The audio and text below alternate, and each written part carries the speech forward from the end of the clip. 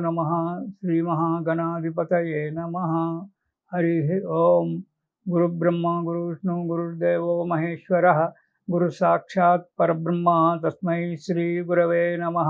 हरितसगोत्रोत्पन्नं हरिभक्तिपरायणं शङ्करगुरुवरेन्द्रचरणं शरणं प्रपद्ये। श्रीमहद्भ्यो गुरुभ्यो नमः। सदाशिवसमारम्भां व्यासशङ्करमध्यमाम् अस्मदाचार्यपर्यन्तां वन्दे गुरुपरम्पराम्। శ్రీమాత్రే నమః. శ్రీ గురుభ్యో నమః. ఇది విశ్వావసునామ సంవత్సరం. మన ప్రభవనామ సంవత్సరం దగ్గర నుంచి ఉండబడేటువంటి ఒక 60 సంవత్సరాల్లో 39వ సంవత్సరము విశ్వావసునామ సంవత్సరం. రేపు ప్రారంభం కాబోతుంది. రేపు ఉదయం మనకు దాన్ని ఉగాది అంటారు. యుగాది కాలక్రమంగా ఉగాదిగా మారిపోయింది. ఉగాది ఈ సంవత్సరం విశ్వావసునామ సంవత్సరం కాబట్టి ఈ సంవత్సరానికి అధిపతి వివస్వంతుడు, అంటే సూర్యుడు అధిపతిగా ఉన్నటువంటి యొక్క దేశం సంవత్సరం. ఈ సంవత్సరంలో ప్రతి సంవత్సరం లాగానే ఈ సంవత్సరంలో కూడా ఉంటుంది. దాని గురించి మనం చెప్పుకుందాం. అసలు ఉగాది అనేటువంటిది ఎందుకు చేసుకోవాలి అనేటువంటి ఒక విషయానికి వచ్చినట్టయితే, శ్రీ కళ్యాణ గుణావహం రిపుహరం దుస్వప్న దోషావహం గంగా స్నాన విశేష పుణ్యబలదం గోదాన తుల్యం నృణాం ఆయుర్వృద్ధిదముత్తమం శుభకరం సంతాన సంపత్ప్రదం నానాకర్మ సుసాధనం సముచితం పంచాంగమాకర్ణ్యతాం. పంచానాం అంగానాం సమాహారః ఇది పంచాంగః. తిథి, వారము, నక్షత్రము, యోగము, కరణము అనేటువంటి ఒక 5 యొక్క వాటితో కూడుకున్నటువంటిది పంచాంగము అంటారు. ఈ పంచాంగాన్ని ప్రతిరోజు ఉదయం లేవగానే ముఖము కాళ్ళు చేతులు ముఖము దంత ప్రక్షాళనం అదంతా అయిన తర్వాత పంచాంగం ఒకసారి చూడాలి. ప్రతిరోజు ఎవరైనా సరే. ఎందుకు చూడాలి? ఈరోజు తిథి ఏమిటి? తిథిష్ట ధనమాప్నోతి అంటాడు. తిథి కనుక ఆ రోజు తిథి చూసుకున్నట్టయితే డబ్బు వస్తుందట. నక్షత్రం చూసుకున్నట్టయితే ఆయుష్ పెరుగుతుందట. వారం చూసుకున్నట్టయితే శుభ ఫలితాలు కలుగుతాయట. ఇలా మనకు అన్ని చెప్తుంటారు. అందు గురించి ఉదయం లేవగానే మనము పంచాంగాన్ని ఒకసారి చూసుకోవాలి. ఈ పంచాంగం చూసుకున్నట్టయితే కళ్యాణం అంటే శుభములు జరుగుతాయి, దుస్వప్న దోషాలు పోతాయి. గంగా స్నానంలో గంగా నదిలో పవిత్రమైన గంగా నదిలో స్నానం చేస్తే ఎలాంటి ఫలితం కలుగుతుందో ప్రతిరోజు ఈ పంచాంగాన్ని కనుక మనం చూసినట్టయితే అలాంటి ఫలితమే కలుగుతుంది. ఇలాంటి అన్ని శుభ ఫలితాలు కలుగుతాయి కాబట్టి పంచాంగాన్ని మనం చూడాలి. ఉగాది నాడు పంచాంగ పఠనం పురోహితుడు అంటే బ్రాహ్మడు చేస్తూ ఉంటే ఆ పంచాంగాన్ని శ్రవణం చెయ్యాలి. నానాకర్మ సుసాధనం సముచితం. అనేకమైన కర్మ, శుభకర్మలకు అశుభకర్మలకు అన్నిటిని కూడా పంచాంగములు చూసే నిర్ణయం చేయడం జరుగుతుంది. శుభ అశుభ ఫలితాలన్నీ కూడా మన సంవత్సర గ్రహచాలే కావచ్చు, మాస ఫలితాలే కావచ్చు, సంవత్సర ఫలితాలే కావచ్చు, ఇతరత్రమైన ఫలితాలే కావచ్చు, ఇవన్నిటికి కూడా పంచాంగమే ముఖ్యమైనటువంటిది. అలాంటి పంచాంగాన్ని మనం ఇప్పుడు చెప్పుకుందాం. ఈ పంచాంగంలో ప్రతి సంవత్సరం కూడా మనకు 5 సంవత్సరాలకు ఒకసారి ఎలాగా మన రాజ్యాంగంలో ఎన్నికలు జరిగితే రాజులను వాళ్ళని ఏర్పాటు చేస్తారో అలాగే ప్రతి సంవత్సరం కూడా ఉగాది పంచాంగం సిద్ధీకరించేటప్పుడు నవనాయకులను 9 మంది నాయకులను ఏర్పాటు చేయడం జరుగుతుంది. ఆ 9 మంది నాయకులలో ఈ సంవత్సరము రాజా గురుహు, రాజా సూర్య అని చెప్పి సూర్యుడు రాజైనాడు. ఈ సంవత్సరం రాష్ట్రపతి పదవి సూర్యునికి ఇవ్వడం జరిగింది. అయితే ఈ రాష్ట్రపతి పదవి సూర్యునికి ఇవ్వడంలో ఒక ముఖ్యమైన ఈ సంవత్సరం విశేష ఫలితం ఉంది. ఉగాది ప్రారంభము కావడమే సింహలగ్నంలో ప్రారంభమైంది. సింహలగ్నానికి అధిపతి సూర్యుడు. ఆ సూర్యునికే రాజ్యాధిపత్యం వచ్చింది. తర్వాత మంత్రి, ప్రధానమంత్రి అంటారు. మంత్రి పదవి చంద్రునికి ఇవ్వడం జరిగింది.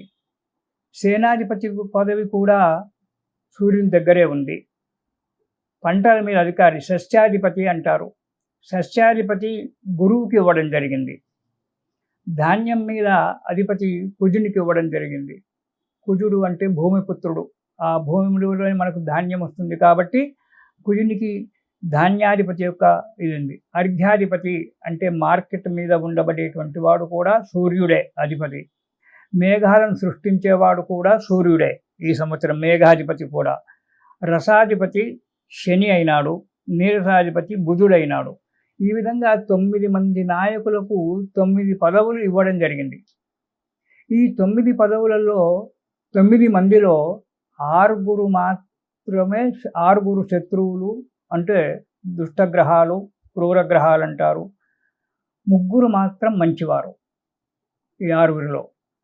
అయితే ఈ సంవత్సరం ఎలా ఉంటుంది అంటే, ఇంకొక మనకు ముఖ్య విశేషము పెద్ద పెద్ద పండితులందరూ కూడా చెప్తూ ఉన్నారు. ఈరోజు రాత్రికి షష్టగ్రహ కూటమి ఏర్పడుతుంది. అంటే 6 గ్రహాలు మీనరాశిలో ఒకే స్థానంలో 6 గ్రహాలు ఉండడం జరుగుతుంది.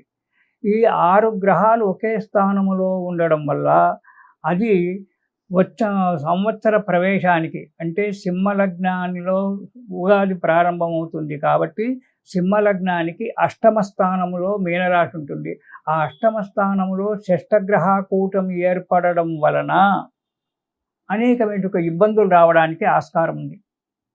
ప్రకృతి రీత్యా కావచ్చు, ఒక్క మన భారతదేశంలోనే తెలంగాణలోనే కాదు, విశ్వమంతా కూడా. ఇది విశ్వవసు, ప్రపంచమంతా కూడా వ్యాపించేటువంటి ఒక సంవత్సరం ఇది.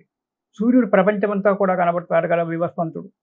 కాబట్టి ప్రపంచమంతా కూడా అల్లకల్లోలంగా ఉండడము, ఉప్పెనలు అంటే తుఫాన్లు రావడము, ప్రజా నష్టము, ధన నష్టము, ఇలాంటి అన్నీ కూడా జరగడానికి ఈ అష్టమ స్థానంలో షష్టగ్రహ కూటమి రావడం వల్ల ఏర్పడడానికి ఆస్కారం ఉంది.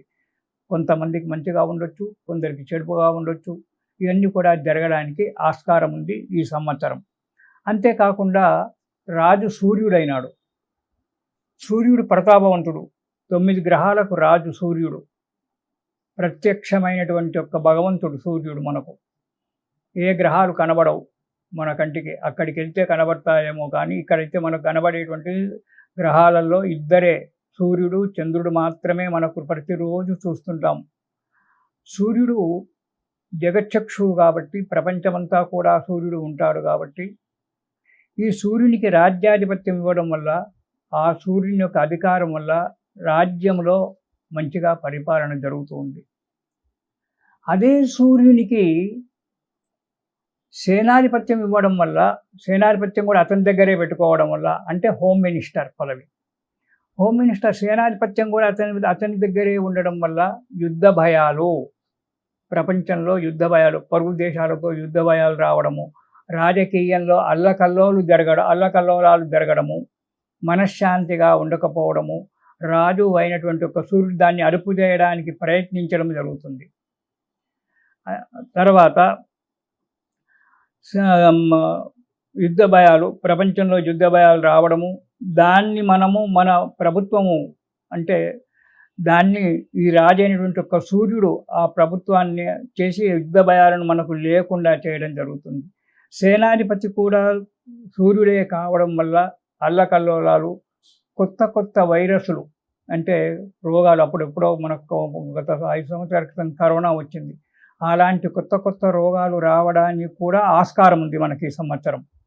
అంతేకాకుండా అర్ఘ్యాధిపతి, మార్కెట్ మీద ఉండబడేటువంటి ఒక మినిస్టర్ కూడా సూర్యుడే.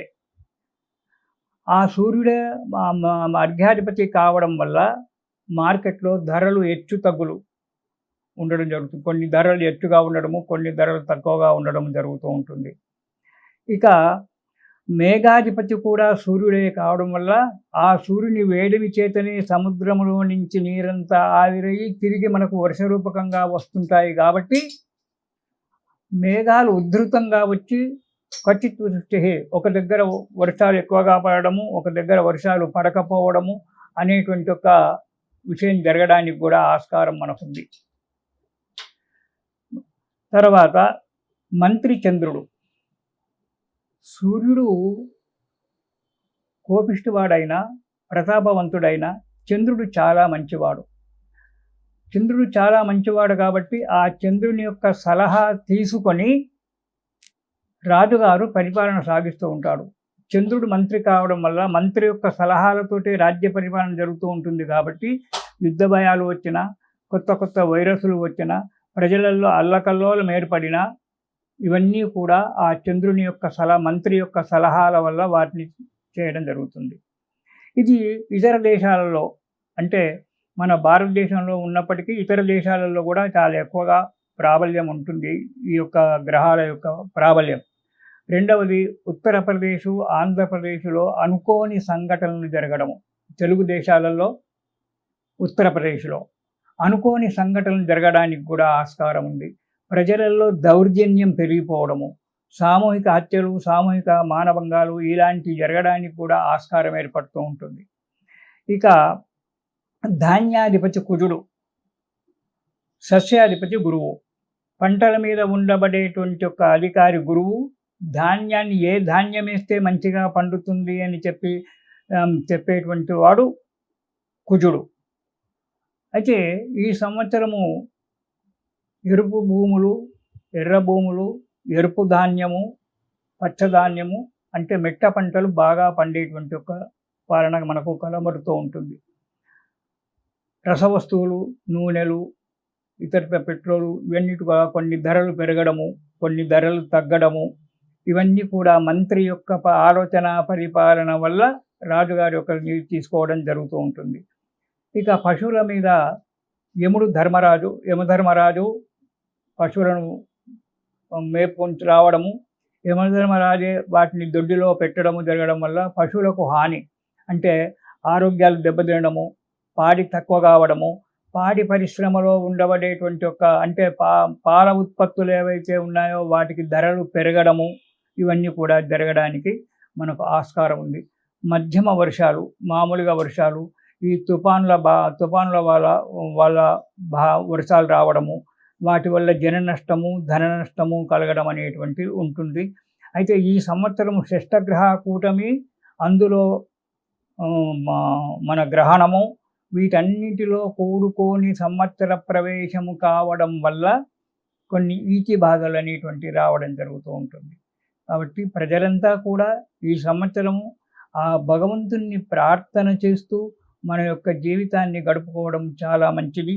ఈ సంవత్సరము అన్ని రకాలైనటువంటి వ్యక్తులకు ఏ రాశి వ్యక్తి అయినా సరే, ఏ రాశి వ్యక్తి అయినప్పటికైనా కానీ భగవంతుణ్ణి ప్రార్థించుకుంటూ ఉండాలి. ఎందుకంటే రేపటి నుంచి అంటే మార్చి 30 తారీఖు నుంచి మే 29వ తారీఖు వరకు ఈ 2 మాసాలు షట్గ్రహ కూటమి, పంచగ్రహ కూటమి, చతుర్గ్రహ కూటాలు కంటిన్యూగా నడుస్తూ ఉంటాయి. కాబట్టి ప్రజల్లో కొంచెం ఇబ్బందికరంగా ఉంటుంది.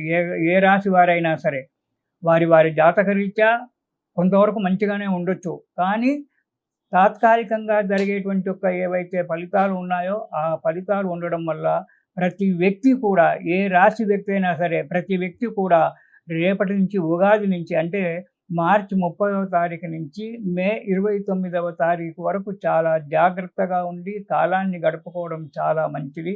కాబట్టి జనులంతా కూడా సంక్షిప్తంగా చెప్పడం జరుగుతుంది. ఇక మనము సంవత్సర ఫలితాలలోకి వెళ్దాము. స్వస్తి సర్వేషాం సమస్త సన్మంగళాని భవంతు.